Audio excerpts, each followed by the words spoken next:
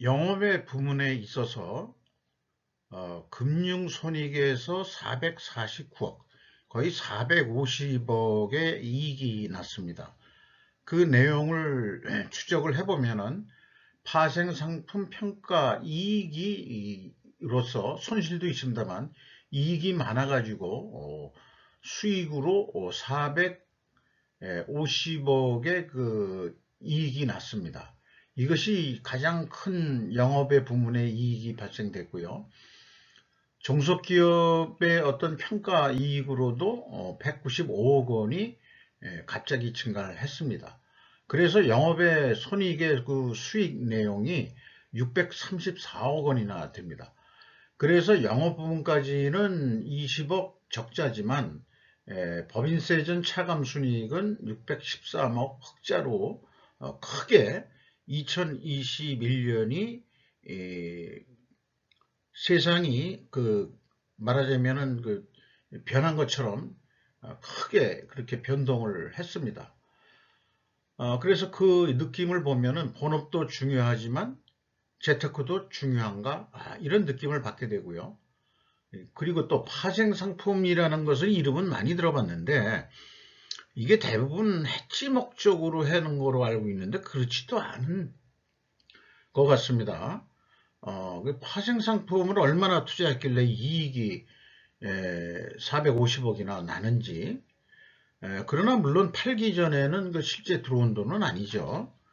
그렇지만 이제 손익계산서상으로는 그렇게 흑자가 났다. 613억 원의 세전 이익이 났다. 이렇게 결산이 됐습니다.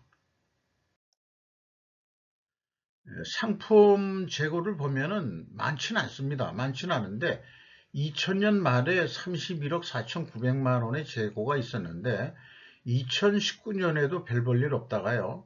2020년 연말에 31억 원이나 상품 재고를 확보했습니다. 이게 분명히 2021년에 팔릴 거라고 생각해서 싸게 그 저기 모아둔 건지 모르겠습니다만은 저는 어쨌든 이 상품이 2021년도에 많이 팔렸습니다. 그래서 2021년도에 28억 원이 감소했습니다. 비용의 성격적 분류 내용에서 회사가 공시한 내용은 좀 솔직히 부실합니다. 여기 그 1번 MC에 표현된 금액만 표시를 했습니다. 그리고 제목은 재고자산의 변동이라고 했는데, 아이고, 죄송합니다. 일반 기업체들의 그 표준적인 재고자산의 변동과 유통업이라면은 상품의 매입, 뭐 이렇게 또 제조회사라면 원재료의 사용, 이런 식으로 이제 나와야 되는데 이걸 퉁쳐서 이렇게 표현을 한 거 자체가 일단은 신뢰도가 떨어집니다.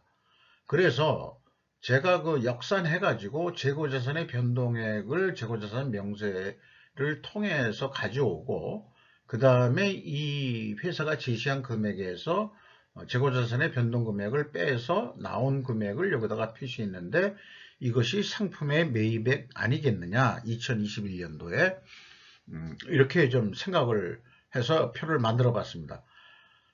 그러나 이제 매출원가 재료비가 전년에 비해서 급격히 242.3%가 증가했고요. 운영비용은 10.2%를 줄였습니다. 그러니까 판매량이 그렇게 많아지는데도 운영비용을 줄일 수 있다는 게 이것도 보통은 비상식적인 상황인 것 같고요.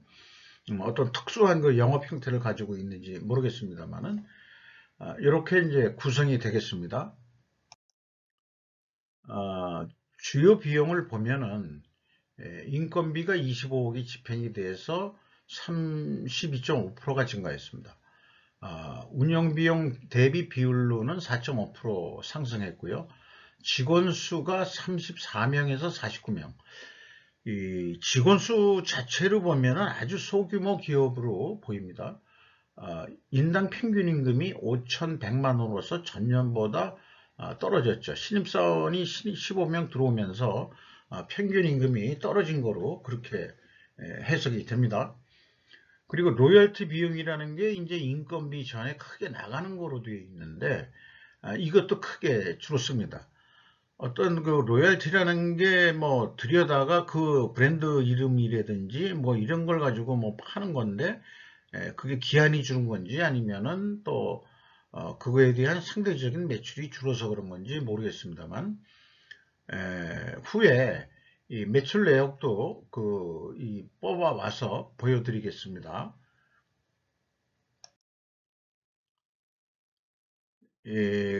제조업의 용어를 그냥 썼습니다. 운영비용, 가공비니까 현장 운영비용인데요. 상품 판매가 거의 없을 때는 이제 거의 2019년이 100%였는데, 상품 판매가 있음으로 해서 49%까지 내려갔습니다. 이런 현상은 아주 급격한 큰 변화라고 할 수 있겠죠. 그래서 이 변화의 추이를 예측하기가 쉽지가 않을 것 같습니다. 매출, 그러니까 말하자면은 투입된 그 상품은 51%로 크게 증가를 한 거죠. 그 다음에 이게 총 제조 비용인데 그 총 매입 비용이라고 보시면 될 것 같습니다. 그게 107억 원이나 차이가 납니다. 왜냐 그러면은 그 회사가 그 상품 매입액을 표시를 안 해줘 가지고 수치상으로 계산하면 이렇게 나올 수밖에 없는 상황이 됐습니다. 그거를 제가 환산한 금액으로 넣는다 하더라도 제가 임의로 작성한 꼴이 돼서 있는 데이터를 그대로 비교하면은 차이가 107억 원이 난다. 계속 보면은요. 재고자산 명세서상 재고자산의 증감액은 27억입니다. 27억이 감소했어요. 2021년 것만 말씀을 드리면은, 그런데 비성분 재고자산의 변동액은 재고자산의 변동액 포함 뭔가가 있는 금액이 107억 원이나 됩니다. 그래서 그 차액이 79억인데 이거를 제가 볼 때는 상품의 매입액 아니겠느냐고 추정은 되지만, 문제는 2020년에 하고 2019년에 문제가 있습니다. 회사가 표시해 준 거는 31억이거든요. 근데 재고자산의 명세에서도 표현된 거는 31억이 그 재고가 증가한 거로 되어 있습니다. 그러면은 비성분에서는 마이너스로 이게 표현되어야 됩니다. 그래서 이게 의도적 오류면은 분식회계 개연성이 짙다 이렇게 결론 낼 수밖에 없습니다. 또는 이 기업 회계 담당이 기본적으로 매출원가 지식이 없는 건지 아니면 의도적으로 한 건지 그걸 전혀 알 수 없기 때문에 이 107억이라는 금액에 대한 신뢰도는 확신할 수 없는 것이죠. 다만 이제 현금 흐름표 기준에서는 맞춰져 있습니다. 그래서 이 매출원가 계산하는 거는 이 2단계가 가장 중요하기 때문에 매출원가 자체를 신뢰하기 어렵다. 이렇게 볼 수 있겠습니다. 상품 매출원가를 모르기 때문에 매출 내역에서 유통 매출을 기준으로 상품 회전율을 산출해 보고자 이 매출 내역을 가져와서 집계를 해 봤습니다. 상품에 해당하는 것은 유통에서 이어러블 기기니까 귀에 꽂을 수 있는 그런 것들인 모양인데요. 그게 이제 매출액이 105억이니까 아까 추정했을 때 상품 매입액이 한 79억 정도 됐었죠. 그러면은 한 3억 정도 마진을 받고 판 거 아닌가.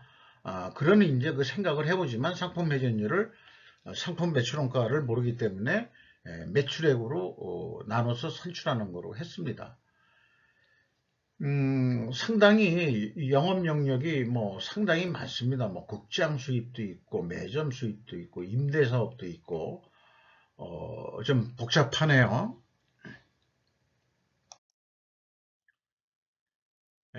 스루풋 기준 경영평가 지표로 보면은 재고 회전율, 유통상품 회전율을 아까 말씀드린 대로 매출 나누기 재고로 했더니 28.2회전한 거로 되어 있고, 작년은 2021년도를 위해서 미리 재고를 확보했는지 모르지만 1.7회전. 그래서 너무 극단적인 거라서 그 경향을 해석하기가 쉽지는 않습니다. TOE 생산성은 전년도에 그 상품 유통이 그렇게 없으면서도 일정 공이가 나왔는데, 이것은 그 2021년도는 0.88로 떨어졌습니다. 그러면 거꾸로 상품 판매가 일어나면서 오히려 그 적자 매출 아닌가, 그 가격을 올리지 못하고 거꾸로 구매한 단가보다도 싸게 판 거 아닌가 하는 그런 추측을 해보게 됩니다. 운영 비용도 줄였거든요. 그러기 때문에 이 상품 판매 가격을 낮춘 거 아니냐 이런 생각을 해보게 됩니다. 그리고 수리푼율도 이게 많이 줄었죠. 86.5%에서 59.4%로. 임팩트는 뭐 생략을 하겠습니다. 총 자산 회전율은 0.32에서 무려 0.09로 크게 떨어졌는데, 상품 유통업에서 이렇게 나오는 수치는 거의 있을 수 없습니다.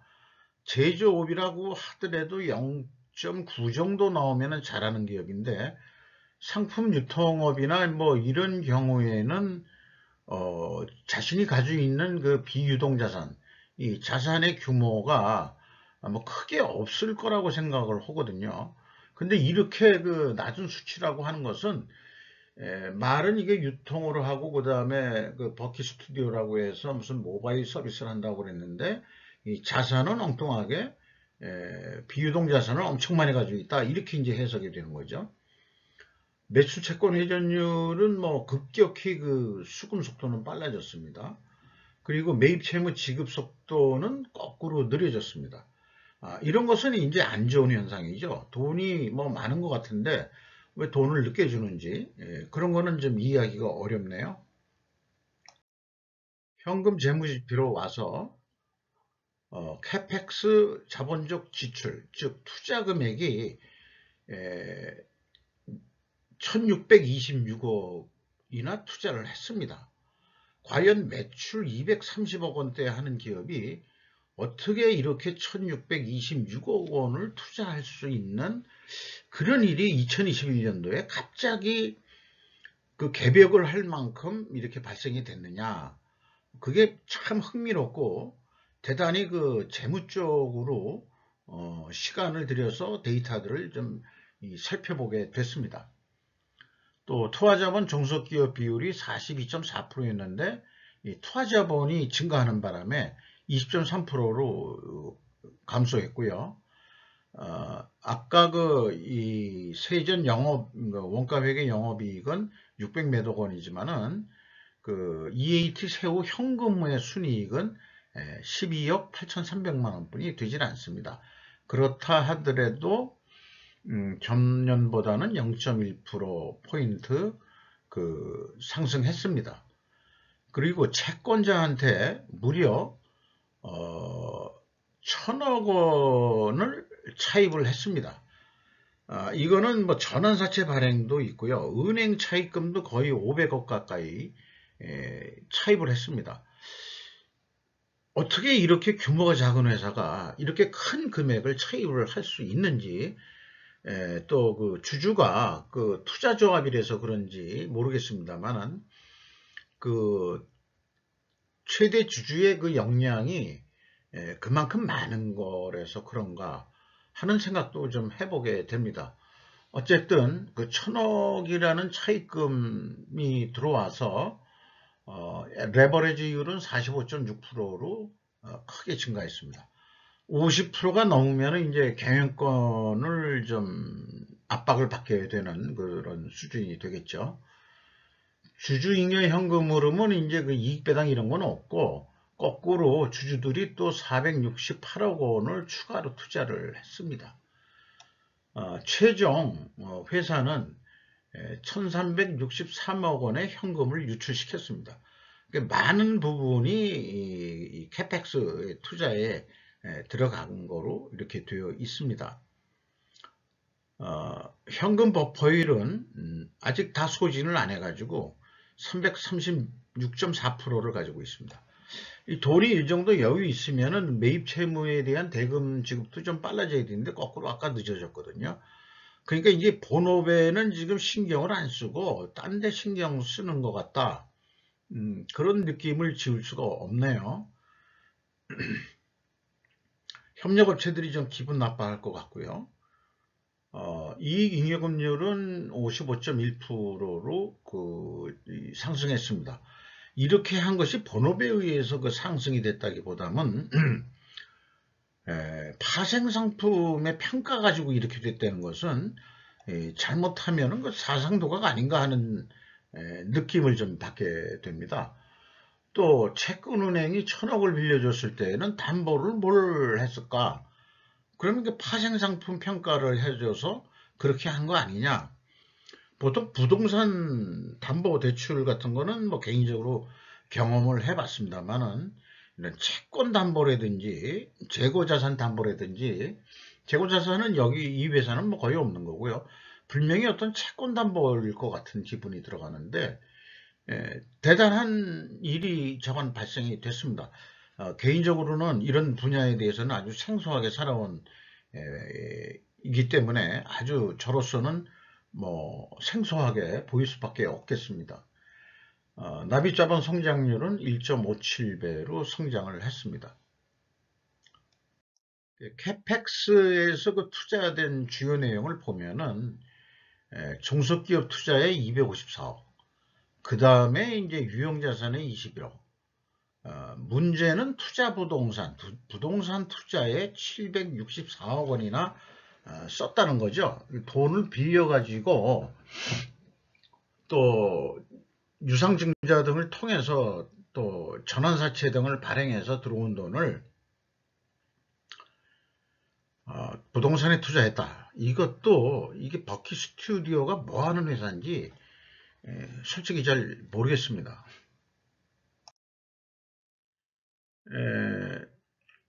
주주잉여 현금으로 회사에 467억 원을 더 투자를 했는데요. 가장 큰 금액은 전환사채 발행으로 119억 원이 들어오고 전환사채의 전환으로 해서 사채가 전환돼서 들어온 게 235억 원, 이렇게 해서 토탈 468억 원의 자본이 유입이 됐습니다. 이상 버킷 스튜디오라는 그 모바일 서비스, 그 다음에 무슨 콘텐츠 작업하는 이런 기업에 대해서 전에 한번 분석을 해본 게 있어서 2021년도 실적이 어떤가 궁금해서 분석을 해봤습니다. 어쨌든 대단한 회사다. 돈을 갖다가 1,000억을 차입할 수 있고 전환사채 발행으로 자본을 이렇게 늙을 수 있다는 게 대단한 역량이 있는 거 아니겠는가.